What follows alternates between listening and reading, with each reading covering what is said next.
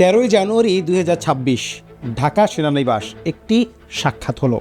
তুর্কি aerospace ইন্ডাস্ট্রিজের flight test পরিচালক আরিফ আতেশ মুখোমুখি বসলেন বাংলাদেশ আর্মড ফোর্সেস ডিভিশনের principal staff officer lieutenant general SM. Kamrul হাসানের সঙ্গে। মাত্র কয়েক মিনিটের একটি বৈঠক, কিন্তু সেই বৈঠক বাংলাদেশের আকাশযুদ্ধের ইতিহাস বদলে দিচ্ছে। কারণ বাংলাদেশ বিমান বাহিনীর কাছে এতদিন ছিল শুধু রাশিয়ার পুরনো MI-17 হেলিকপ্টার, যাতে লাগানো হতো সাধারণ মেশিনগান আর আনগাইডেড রকেট। যুদ্ধক্ষেত্রে নির্দিষ্ট লক্ষ্যে আঘাত করার মতো কোনো প্রকৃত অ্যাটাক হেলিকপ্টার বাংলাদেশের কখনো ছিল না। এই প্রথমবার 6টি T-129 অ্যাটাক তুরস্কের তৈরি যুদ্ধ হেলিকপ্টার, যা সোমালিয়া, নাইজেরিয়া ও ফিলিপাইনের আকাশে উঠছে, যার মূল্য প্রায় 6 মিলিয়ন ইউরো, সেটাই আসতে যাচ্ছে বাংলাদেশ। প্রশ্ন হচ্ছে, একটি অস্ত্র বাংলাদেশের সামরিক সক্ষমতাকে ঠিক কতটা বদলে দিচ্ছে? আজকের এই ভিডিওতে আমরা জানব T-129 অ্যাটাক হেলিকপ্টার আসলে কি এবং এর প্রযুক্তিগত ক্ষমতা কতটা শক্তিশালী। তারপর জানব বাংলাদেশের এই চুক্তি কিভাবে গড়ে উঠল এবং কেন আমেরিকা বা রাশিয়ার বদলে তুরস্ককে বেছে নেওয়া হলো। এরপর দেখব এই হেলিকপ্টার বাংলাদেশের কোন কোন এলাকায় ব্যবহার হবে এবং কেন এটি গুরুত্বপূর্ণ। তারপর আসবে বিপরীত পক্ষ, এই চুক্তির সামনে বাস্তব বাধা ও সংশয় কোথায়। সবশেষে এই একটি চুক্তি বাংলাদেশ তুরস্ক সম্পর্কের বৃহত্তর ছবিতে কী অর্থ বহন করছে। তো চলুন শুরু করা যাক। ধরুন আপনার হাতে এতদিন ছিল একটি সাধারণ ছুরি, কাটতে পারে কিন্তু নির্দিষ্ট জায়গায় নিখুঁত আঘাত করতে পারে না।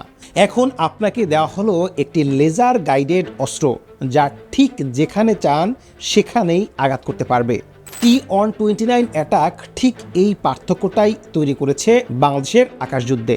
ইতালির অগস্টা ওয়েস্টল্যান্ড A-129 ম্যাঙ্গোস্টা প্ল্যাটফর্মের ভিত্তিতে তুরস্কের তুর্কি অ্যারোস্পেস ইন্ডাস্ট্রিজ এই হেলিকপ্টার তৈরি করেছে, কিন্তু ভেতরে প্রায় সব কিছু তুর্কি প্রযুক্তিতে আধুনিকায়ন।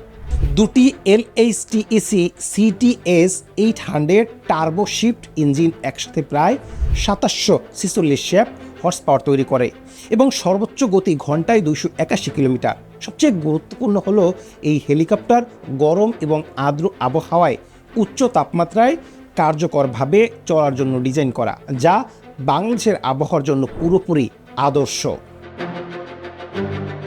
এই হেলিকপ্টারের প্রকৃত শক্তি বোঝা যায় এর অস্ত্রভাণ্ডার দেখলে। 4টি হার্ড পয়েন্টে মোট 1200 কিলোগ্রাম পেলোড বহন করতে পারে এই হেলিকপ্টার। নাকের নিচে একটি 20 মিলিমিটার 3 ব্যারেল গ্যাটলিং টাইপ কামান আছে, যা একসাথে 500 রাউন্ড গুলি ছুটতে পারে। আর তার সাথে যুক্ত হতে পারে 8টি UMTS অ্যান্টি ট্যাঙ্ক মিসাইল, যা শত্রুর ট্যাঙ্ক বা বাংকার নিমিষেই ধ্বংস করতে সক্ষম। এর সাথে আছে 16টি CIRIT লেজার গাইডেড মিসাইল এবং 8টি Stinger air two air missile, অর্থাৎ স্থল থেকে শত্রু সেনা, ট্যাঙ্ক বা বাংকার থেকে শুরু করে আকাশে অন্য বিমান সব ধরনের লক্ষ্যবস্তু মোকাবিলায় সক্ষমতা এই হেলিকপ্টারের আছে। এর সাথে আছে radar warning receiver, missile warning system এবং কাউন্টার মেজার ফায়ারিং সিস্টেম, যা যুদ্ধক্ষেত্রে হেলিকপ্টারকে নিজেকে রক্ষা করার সক্ষমতা দেয়। প্রশ্ন আসে, এই চুক্তিটি কিভাবে গড়ে উঠল? এই চুক্তির পথটা একদিনে তৈরি হয়নি। শুরু হয়েছিল 2020 সালে, যখন বাংলাদেশ প্রথমে যুক্তরাষ্ট্রের কাছে বোয়িং AH-65 অ্যাপাচি কেনার অনুরোধ করেছিল। সেটা সফল হয়নি।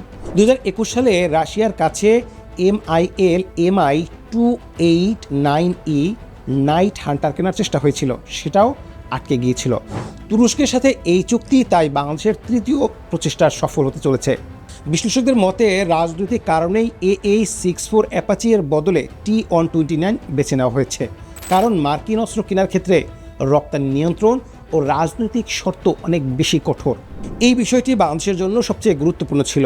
একটি সরকার থেকে সরকার G2G চুক্তির মাধ্যমে এগোনো, যাতে তৃতীয় পক্ষের রপ্তানি ভেটোর ঝুঁকি কম থাকে এবং সরবরাহের নিশ্চয়তা পাওয়া যায়।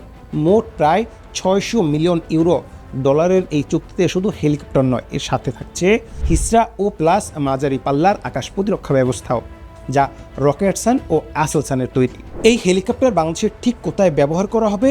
বিশ্লেষকদের মূল্যায়নে দুটি অঞ্চল সবচেয়ে গুরুত্বপূর্ণ। প্রথমত মিয়ানমার সীমান্ত, যেখানে জটিল ভূখণ্ড, বিদ্রোহী দলগুলোর চলাফেরা এবং সংঘাত দ্রুত বৃদ্ধির ঝুঁকি আছে।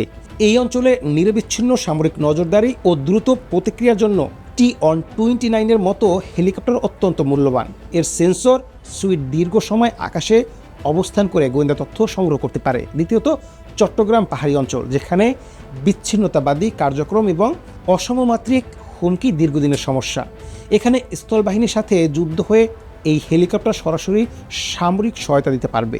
এমনকি বঙ্গোপসাগরে সামুদ্রিক নিরাপত্তা অভিযানেও এই হেলিকপ্টার ফরওয়ার্ড ঘাঁটি বা নৌ প্ল্যাটফর্ম থেকে কাজ করার সক্ষমতা রাখে।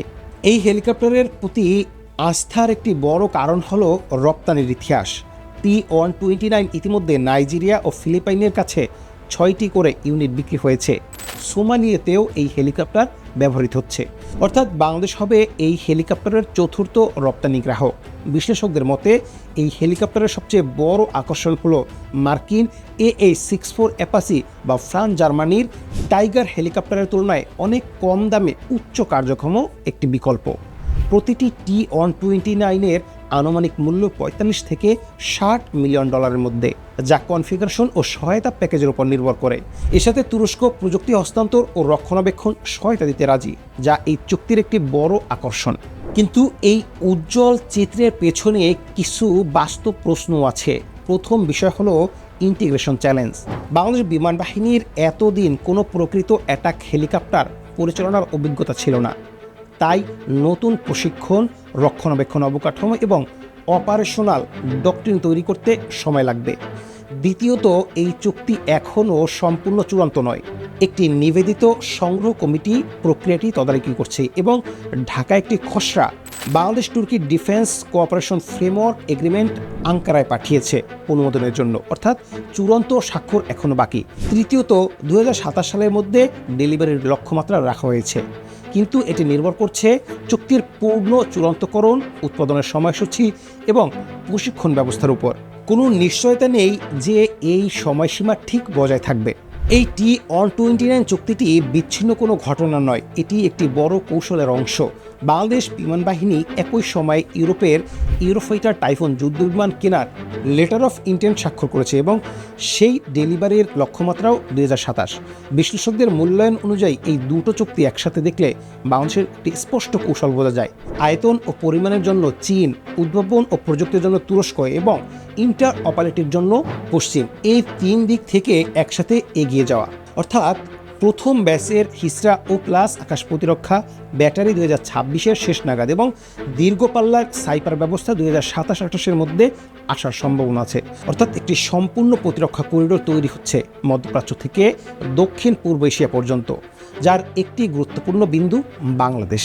বাংলাদেশের বিমান বাহিনীর জন্য এই চুক্তি শুধু একটি অস্ত্র ক্রয় নয়, এটি একটি প্রজন্মগত উত্তরণ। পুরনো MI-17 দিয়ে যেখানে কেবল সাধারণ মেশিনগান বা আনগাইডেড রকেট চালানো যেত, সেখানে T-129 অ্যাটাক হেলিকপ্টার নিয়ে নিখুঁত লক্ষ্য আঘাত করার সক্ষমতা, রাতে দুর্যোগপূর্ণ আবহাওয়ায় অপারেশন চালানোর সক্ষমতা এবং একসাথে স্থল ও আকাশে লক্ষ্যবস্তু মোকাবেলার সামর্থ্য অর্জন করবে।